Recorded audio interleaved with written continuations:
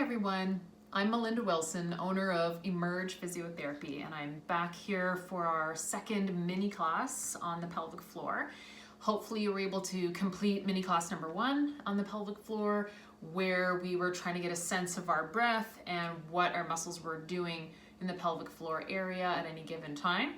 But if you didn't have time to do that, see what you can do about giving this one a try. But today what we're going to do is try to see if we can hone in on the different parts of the pelvic floor. And by that I mean sometimes it's not always the most efficient thing to be clenching the entire pelvic floor, but it might be useful for you to really get a sense the front, the middle, and the back part of the pelvic floor. So a little bit more anatomy discussion today. You might want to have some headphones in if you've got your kids around, depending on your comfort level. Or if you don't, then you may just be giving a little anatomy lesson to them afterwards. So enjoy, and for sure let me know if you have any feedback when we're all done. So a little bit of anatomy lesson here. What we want to be looking at today, so this is a pelvis, looking at the pelvis from the front. On me, the pelvis would line up right here. This is the last couple of lumbar segments of the spine, and then here you can feel those nice iliac crests on your own self right here. So when we are turning this person on their back, you can see the pelvic floor muscles here. I've taken away some ligaments and a few things so that you can see it better. But here is the anal opening, the vaginal opening, and the urethral opening. And in the male pelvis, it's fairly similar actually, just a little narrower, one less opening, and so the muscles are therefore a little narrower in the middle, but otherwise fairly similar from a muscular standpoint. Sitting upright, we're going to see what we can do about honing in on that anal opening, vaginal opening, and the urethral opening while paying attention to our breath. So kind of building on what we learned last time. So I like to sit on a ball when I'm working on exercises like this. You can sit on a chair, you can sit on a bolster if you like, or if you feel too much tension when you're sitting, there's nothing wrong with lying down. You just won't have that same feedback. So you may find you need to have your hands on your perineum, that skin there between the vaginal opening and anal opening, so that you can feel if there's movement happening, okay? So sitting on your ball or whatever you're sitting on or lying down, I'd like you to pay attention to both of your sit bones, so those bony prominences under your bum. Again, on my friend here, these are your sit bones here. We're looking at it this way, sit bones are here. You want to feel those 2 points of contact, as well as what your perineum is doing, that skin bit in the middle there, okay? So coming back to our nice breath. Last time we had one hand on the abdomen, one hand on the rib cage, inhaling, out through the mouth on the exhale, and really trying to get those ribs to expand at the bottom, not excessively, and exhale. Good, so feeling that pelvic floor expand and push down into the ball on the inhale, and reducing contact as you exhale. Good, so we'll start at the anal opening. This is, in general, one of the easier areas to activate, not always, but we'll start there just because for the majority of you, it's likely to be easier. So we'll take a breath in and we'll focus on that anal opening. See if you can squeeze just there only, lifting up towards your head.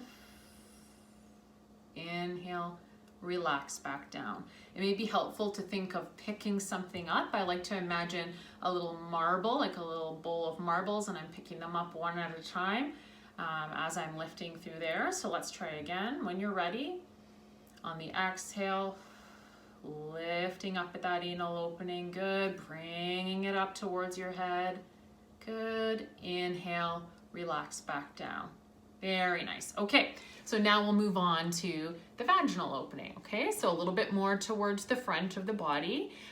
You want to be thinking, it's usually a slightly larger opening, so we're going to be thinking more like the size of a table tennis ball, an apricot, something along those sizes.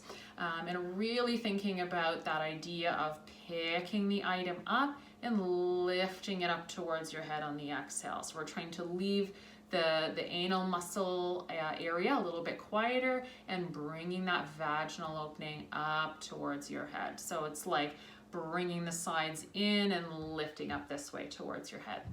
Good. Breath in. Exhale.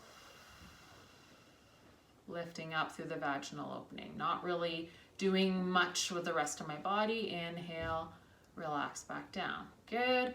Exhale. Lift up through that vaginal opening. Inhale. Relax back down. One more.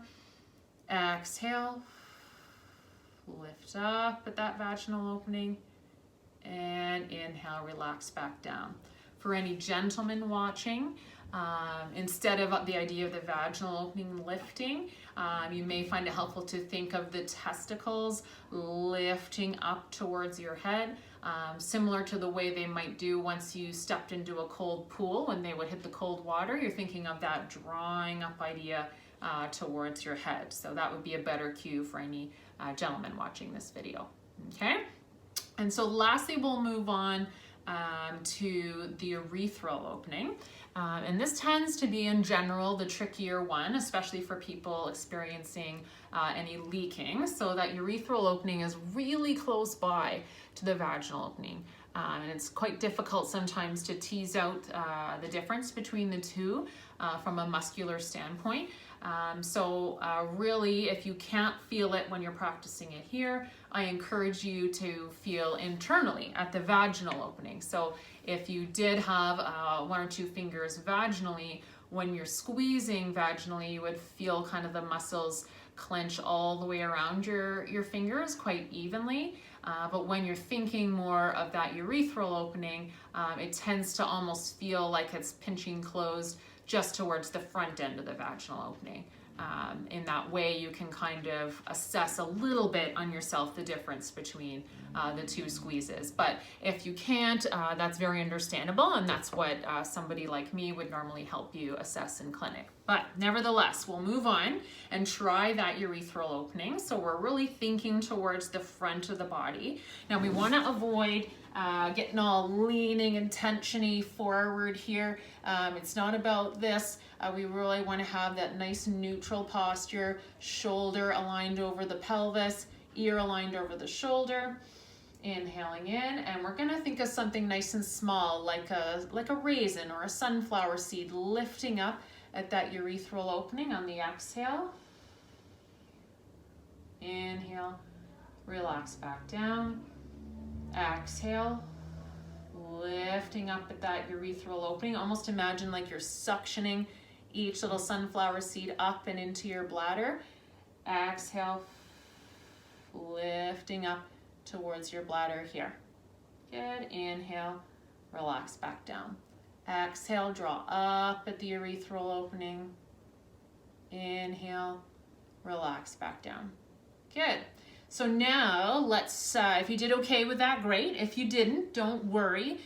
This is typically an exercise that if you have a little bit of dysfunction, does take some time to get the idea between the back, middle, front of the pelvic floor. So it's okay if you can't progress beyond that, but if you're feeling kind of good about it, felt like you got all three, then let's see if we can do one rep at a time in like a wave from back to front. We'll go the anal opening, vaginal opening, and the urethral opening, and see what we can do about trying them kind of back to back in succession like that to really get you to feel the difference between all three. Okay, so back in our nice neutral posture. Here we are from the side. Breath in. Exhale, lifting up at the anal opening. Drawing that marble up out of the bowl. Inhale, relax back down. Good. Moving on to the vaginal opening. Let's pick up our table tennis ball. Lift that up towards your head. Inhale, relax back down. Good.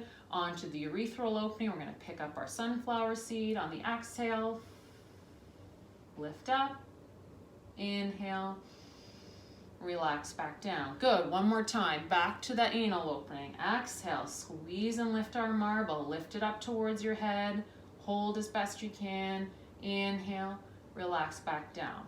Up to the vaginal opening. Grasping and lifting our table tennis ball, bringing it up as best you can. Think of like a mechanical claw when you're trying to get a toy out of the mechanical claw machine. Holding. Inhale. Relax back down. Last one, onto that urethral opening, grasping our last little sunflower seed, lifting it up. Hold on the exhale. Inhale. And relax back down. Now, I should mention an extra little tidbit for any men watching. For that urethral cue, you might find it more helpful to be thinking of indrawing at the base of the penis. I realize it's kind of a weird idea to think about, a different idea to be thinking about drawing that base of the penis upward and into the body, but that will kind of get at that more front part of the pelvic floor. That gives you a sense of how to kind of take that broad idea of the pelvic floor and then see what your body awareness is like by trying the back, middle, and front part of the pelvic floor. So, very good. That's the end of our second mini pelvic floor class. Again, I really welcome your feedback on what you thought about it. I look forward to trying to put together a few other ideas for you, but please feel free to throw a comment down for me so that I know how you did. Great. Enjoy.